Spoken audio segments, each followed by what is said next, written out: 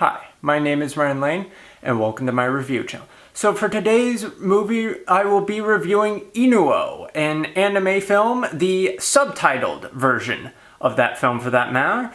So Inu-oh tells the story of Tomona, a fisher boy who, after being blinded by a cursed / and/or enchanted sword, goes out on a journey to free his father's spirit, and then becomes a priest and becomes a rock star with this sort of malformed boy called Inu-oh.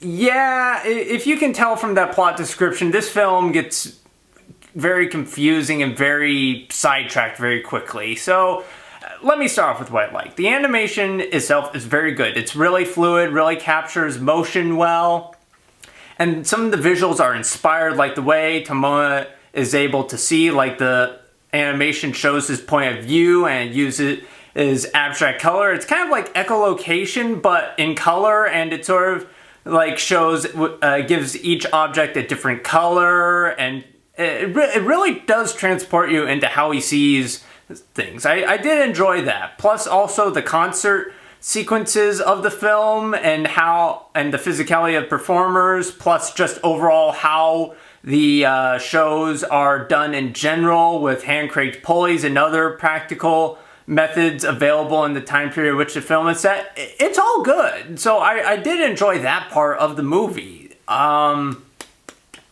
then there's the story. Yeah, like I said earlier, at the very beginning of the film, it makes it seem like it's going to be a sort of quest of sorts to undo a curse as holding his dead father's spirit captive, which, okay, alright, that's good, but then the story gets sidetracked. Like the boy, like Tomona, he joins this priesthood of sorts, and then he becomes friend with this malformed boy, and they become rock stars, or at the very least the equivalency of rock stars. I mean, they've got guards blocking away crowds that are just going insane for these performers, Tomona and Inu-oh respectively, which, I mean, it's okay. I mean, again, the songs are well sung, but the concert sequences themselves and the telling of the stories just last way too long. Like, seriously, like, there's one particular stretch in the middle of the movie that just goes on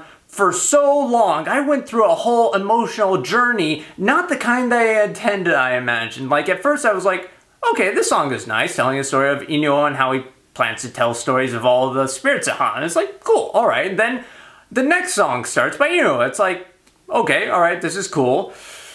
But then it keeps going, and I was like, okay, alright, come on, wrap it up. And then and then it just keeps going. I was like, and already, end! And then, thankfully, it ends. But the problems don't stop there, because, like, apparently, the shogun of the time period, he wants to unify Japan, or at least a certain area of Japan that he has control over, and apparently the style of music, which is goes against the modern culture of the time, is apparently a obstacle to said unification.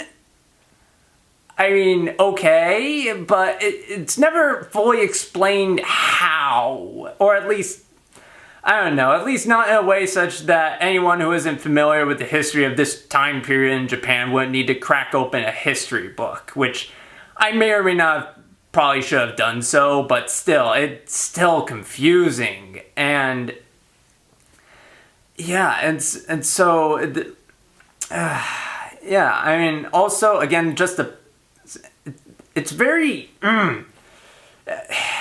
yeah, just a very frustrating movie overall. It's as simple as that. The film has, you know, great visuals, but a very poor story, and so in spite of the good performances and good songs, the film is just ultimately undone by the poor pacing. And so with all that in mind, I will be giving Inu-oh 1.5 out of 5 stars.